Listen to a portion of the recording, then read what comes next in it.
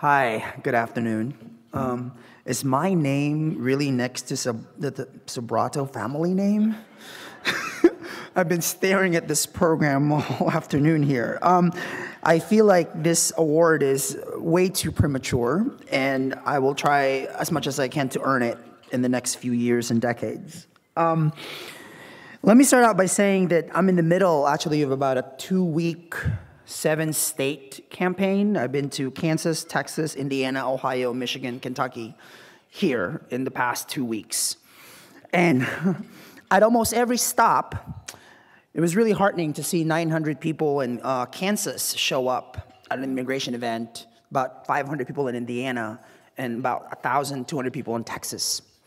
And at every event, I have been invoking AB 60.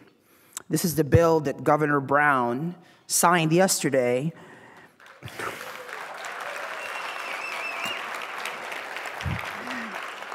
Allowing undocumented Californians who contribute to the state, who go to schools at the state, who drive on the same freeways and shop at the same grocery stores to have a driver's license. California being the home to the largest undocumented population in the country, 2.5 million.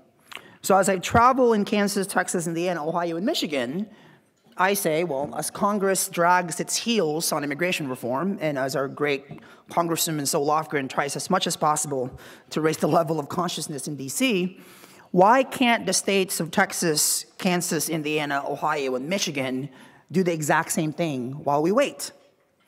And you know, what's really, really interesting is I ask this, usually at the end of a lecture or something, and I ask people to stand up if they think people like me should get driver's licenses. And it's been very heartening to report that most everybody stands up. And this is not just the choir that I'm speaking to. I am trying to speak as much as possible beyond the choir, trying to talk to Republicans and Democrats, because immigration is not a Republican issue, it's not a Democratic issue, it's an American issue. And we all must be involved. So I should say that, you know, this is my home. This is where I grew up. I went to Crittenden Middle School, Mountain View High School, San Francisco State University. I'm a proud graduate of California public school system. My grandmother, who's sitting right there, just reminded me that she was a food server her whole life, and she actually used to serve at this very convention center, sometimes on the weekends. So it's really wonderful that now she's sitting there. And I think what we remind people, I come from a large, Filipinos are like the Italians of Asia. We have large, extended families. I'm about one of 35 Filipino relatives who live here in the Bay Area. There's 4 of them sitting there. Can you all stand up? I'm sorry. Stand up. I'm sorry. I'm embarrassing them. Stand up. So my aunt, my cousin, and her husband, and my grandmother, they are among the 17 million American citizens here in America who belong in what's called a mixed status family, which means one person in the family is undocumented. That's the reality of immigration in America. And as I stand here, I have been also the beneficiary of the Good Samaritans and the allies, the teachers, the pastors, the educators, the mentors, the neighbors, the friends who help undocumented people every day, right? If every undocumented person has at least 3 or 4 or 5 people in their lives who are looking beyond the law that is often black or white and looking at the gray area and answering to a higher calling, because sometimes justice is different from the law, then there are more than 11 million people that's impacted by this. When you give something like this to me, you're really honoring my family, and you're honoring these people who have mentored me my whole life. That's Rich Fisher, my high school superintendent. Stand up, Rich. I'm sorry. That's Pat Hyland, my high school principal. Stand up, Pat, who's now at Foothill College. And that's Susan Sweely from the Mountain View High School School District. So before I was anybody, when I was just like a shy, confused, well, not shy, when I was a confused kid trying to figure out how do you get to college without papers, how do you go to the Washington Post and cover a presidential campaign and not have the right Social Security card, what do you do when the White House asks you for a Social Security card, they were usually my first phone calls. And they are very much at the heart of this conversation. It's been a very surreal 2.5 years going around the country kind of as a walking uncomfortable conversation, trying to get people to understand that immigration is way more complicated than the illegal in our minds and way broader than the US-Mexico border. And it's been surreal, to be perfectly honest.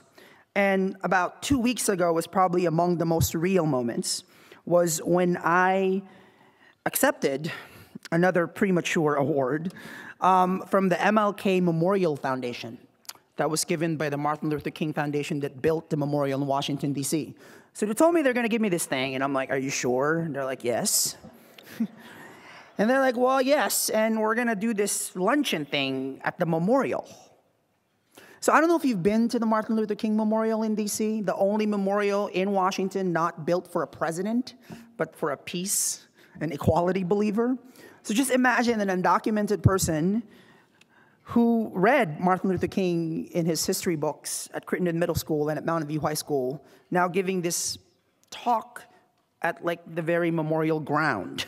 It was quite surreal. And what grounds me at moments like that is when I think about the fact that I am the most privileged, you're talking to the most privileged undocumented person in America.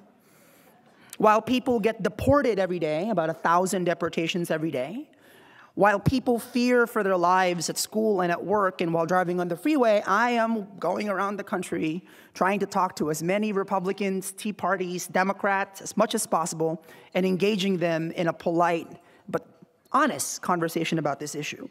And as I'm accepting this thing at the Martin Luther King Memorial, I couldn't help but create my own modest version of the undocumented I have a dream speech. And I guess I want to read this right now in honor of the 11 million people, many of whom in the Bay Area, and also in honor of the allies and the people that support us, who dream alongside us for not just a better future, but really for a better America. So I have a dream of citizenship in a country I call my home, to a nation I want to keep contributing to. I have a dream of having a driver's license, of getting a real work permit, of not being constrained by a broken immigration system. I have a dream of not being separated from my family and for seeing my mother, whom I haven't seen in person in 20 years. I can't leave the US because there's no guarantee I won't be able to come back, and she's been denied a visa to come here.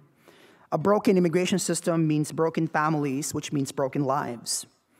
I have a dream of not being judged by the pieces of papers I lack, but by the content of my character and the talent and skills I offer. I have a dream of not living in fear, of not hiding in shame, of not being subjected by the law, but being served by justice. I have a dream of being a free human being. Thank you so much for this incredible, incredible honor. And let's get immigration reform done. Thank you.